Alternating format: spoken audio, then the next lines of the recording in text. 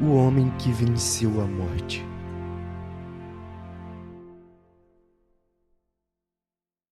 Em algum lugar do deserto do Arizona, existe um galpão com 200 corpos congelados a menos 196 graus Celsius. Não são cadáveres esperando enterro, são pessoas que pagaram $200 mil cada uma para ter o corpo preservado no momento da morte. Algumas pagaram só pela cabeça, $80 mil, só a cabeça. A ideia é simples, congela agora, descongela no futuro quando a tecnologia conseguir te trazer de volta. Isso se chama criopreservação, e não é ficção científica, é um negócio real, com lista de espera, com planos de pagamento, com gente séria investindo fortunas. Mas isso é só o começo, porque Jeff Bezos investiu mais de $3 bilhões numa empresa chamada Altus Labs. O objetivo é reprogramar células para reverter um envelhecimento, literalmente voltar no tempo biológico. Peter Thiel, cofundador do PayPal, financia pesquisas de transfusão de sangue jovem. Ele acredita que sangue de pessoas mais novas pode rejuvenescer o corpo.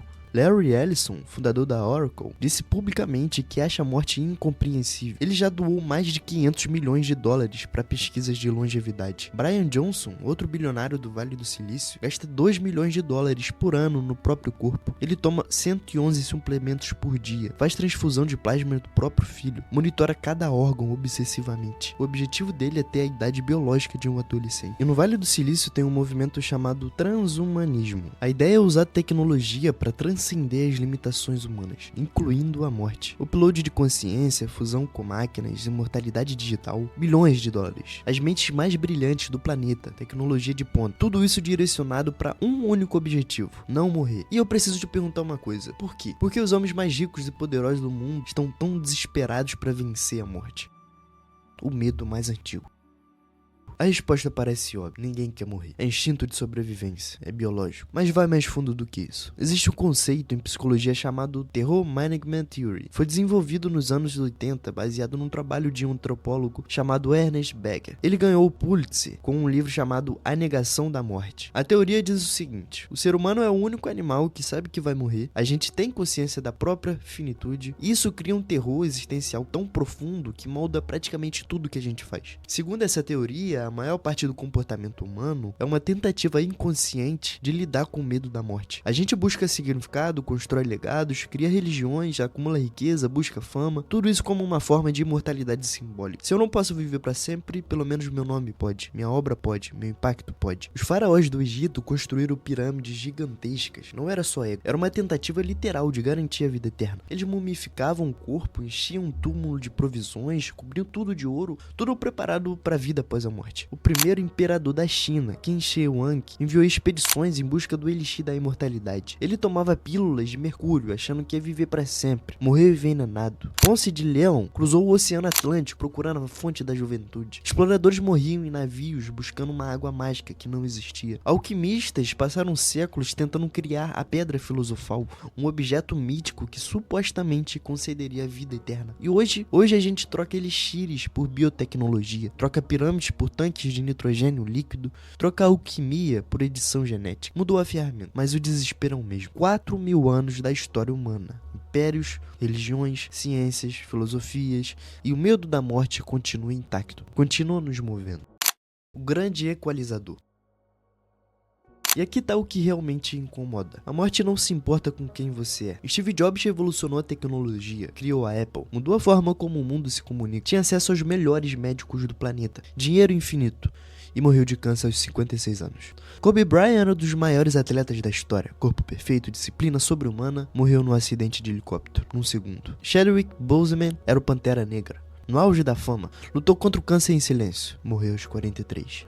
A morte não respeita talento, não respeita fama, não respeita dinheiro, não respeita juventude. Todo mundo que você admira vai morrer. Todo mundo que te critica vai morrer. Todo mundo que parece que tem a vida perfeita no Instagram vai morrer. O cara mais rico do mundo vai morrer. O mais pobre também. É o único evento realmente democrático da existência humana.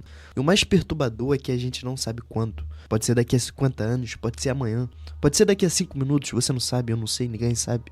A gente vive como uma espada suspensa sobre a cabeça, fingindo que ela não existe. A indústria da distração. Como a gente lida com tudo isso? Ignorando. A sociedade moderna é uma máquina de distração projetada para você não pensar na morte. Redes sociais, entretenimento infinito, trabalho obsessivo, consumo compulsivo, relacionamentos superficiais, tudo para manter a mente ocupada. Tudo para não sobrar espaço para o pensamento inevitável. Blaise Pascal, um matemático e filósofo francês, escreveu isso há 400 anos. Ele disse que toda a infelicidade do homem vem de não saber ficar quieto num quarto sozinho.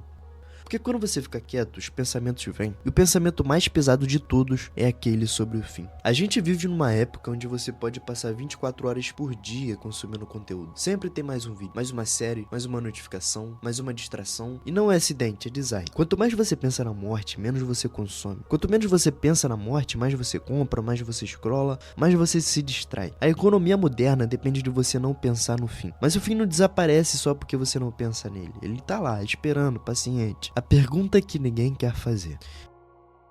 Então deixa eu te fazer uma pergunta que todo mundo evita. E se a morte não for o fim? Não, é sério, não tô falando de pensamento positivo, não tô falando de espiritualidade genérica, não tô falando de acreditar em algo pra se sentir melhor. Eu tô perguntando de verdade mesmo. E se existir evidência de que alguém realmente venceu a morte? Não congelando o corpo, não fazendo o upload da mente, não através de tecnologias ou dinheiro ou poder, mas atravessando a morte e saindo do outro lado, vivo. E se isso tiver acontecido de verdade? E se existir documentação histórica, testemunhas, evidências que podem ser examinadas, você estaria disposto a olhar? O evento mais investigado da história. Há 2000 anos, numa província remota do Império Romano, o homem foi executado publicamente. Crucificação, uma das formas mais brutais de execução já inventadas, projetada para maximizar a dor e prolongar o sofrimento. Os romanos eram especialistas nisso. Esse homem foi açoitado até ter as costas em carne viva. Teve uma coroa de espinhos cravada na cabeça. Foi pregado numa cruz pelas mãos e pés. Ficou pendurado por horas até sufocar. Quando os soldados foram verificar se ele estava morto, enfiaram uma lança no lado dele. Saiu água e sangue. Sinal médico de que o coração já tinha parado. O corpo foi entregue para um homem rico chamado José de Arimateia. Foi enrolado um linho com especiarias, colocado no túmulo escavado na rocha. Uma pedra gigante foi rolada para fechar a entrada. Guardas romanos foram posicionados na frente. Morto, sepultado, lacrado, guardado. Fim da história, certo? 3 dias depois, o túmulo estava vazio. As explicações que não funcionam.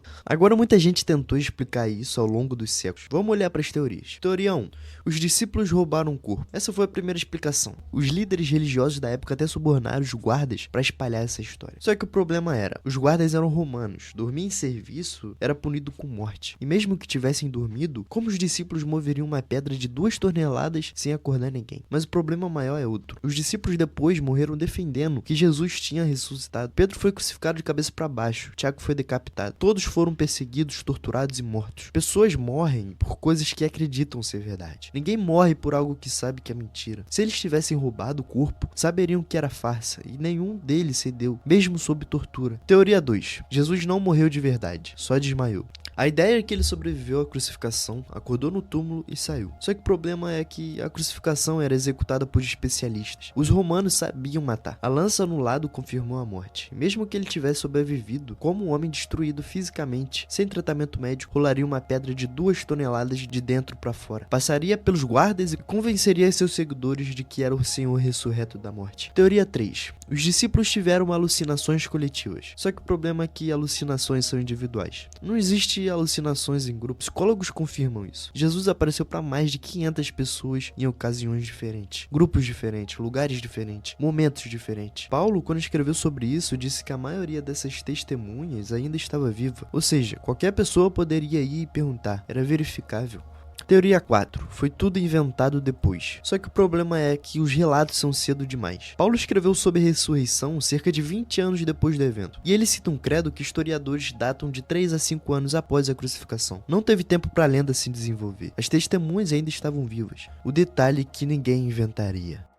E tem um detalhe que me convence mais do que qualquer argumento. Sabe quem foram as primeiras testemunhas do túmulo vazio? Mulheres. Maria Madalena, Maria mãe de Tiago e outras mulheres. Por que isso importa? Porque no primeiro século, o testemunho de mulheres não tinha valor legal. Era considerado inferior, não era aceito em tribunal. Se você fosse inventar uma história para convencer pessoas naquela cultura, você jamais colocaria mulheres como as primeiras testemunhas. Seria um erro estratégico básico. Você colocaria homens, líderes, pessoas respeitadas. Mas os evangélicos evangelhos registram mulheres. Por quê? Porque era o que tinha acontecido. Eles não estavam criando propaganda, estavam relatando fatos, mesmo os fatos inconvenientes. Esse tipo de detalhe não aparece em lendas, aparece em relatos verdadeiros. Mas o argumento mais forte não é o túmulo vazio, é o que acontece depois. Os discípulos eram um grupo de homens assustados, escondidos, derrotados. O líder deles tinha sido executado como criminoso. O movimento tinha acabado. Eles estavam com medo de serem os próximos. De repente, esses mesmos homens saem para as ruas proclamando que Jesus estava vivo. Enfrentam prisão, enfrentam tortura, enfrentam morte. Nenhum deles volta atrás. E em poucas décadas, esse movimento se espalha pelo Império Romano inteiro. Sem exército, sem dinheiro, sem poder político, contra a perseguição ativa. Alguma coisa aconteceu. Alguma coisa transformou pescadores assustados em mártires corajosos. Algo fez homens comuns desafiarem o maior império da história. Alguma coisa mudou completamente a trajetória da humanidade. A explicação mais simples: eles viram o que disseram que viram. Jesus ressuscitou. E o que isso significa pra você? Aqui é onde fica mais pessoal ainda. Se Jesus realmente ressuscitou, tudo muda. Significa que a morte não é o fim. Significa que existe algo depois. Significa que os bilionários gastando fortunas em criogenia estão procurando no lugar errado. Mas significa algo mais profundo ainda. Jesus não ressuscitou só pra provar um ponto. Ele ressuscitou pra abrir um caminho. Ele disse uma coisa que parece loucura se você não considerar quem está falando.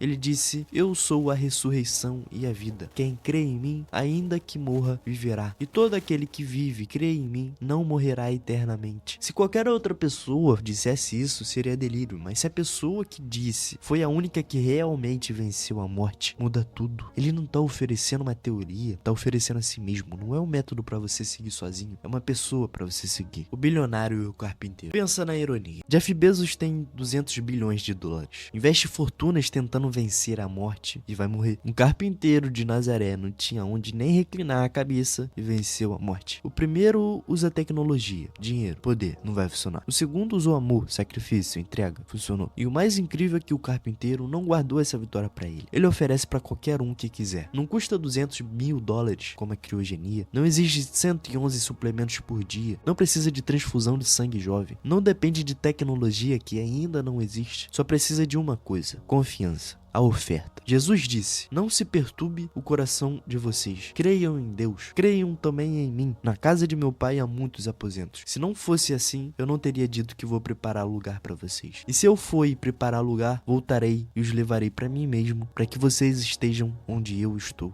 Ele não tá falando de criogenia, não tá falando de upload de consciência, não tá falando de imortalidade digital. Ele tá falando de vida, vida real, vida eterna, vida com medo da morte que move bilionários, que construiu pirâmides, que fez exploradores cruzarem oceanos. Esse medo tem resposta. E a resposta não é uma tecnologia, é uma pessoa, a decisão. Eu não sei onde você tá agora, talvez você nunca tenha pensado nisso seriamente, talvez você já tenha descartado a fé há muito tempo, talvez você esteja no meio de uma crise e esse vídeo apareceu na hora certa. Mas eu quero te deixar com uma pergunta: se existir 1% de chance de que Jesus realmente ressuscitou, não valeria a pena investigar? Não valeria a pena considerar? Não valeria a pena pelo menos olhar as evidências com mente aberta? Porque se for verdade, cara, é a notícia mais importante da história humana. E se for verdade, muda tudo sobre como você vive, como você morre e o que vem depois. O convite está aberto, sempre esteve. Porque eu vivo, vocês também vivem.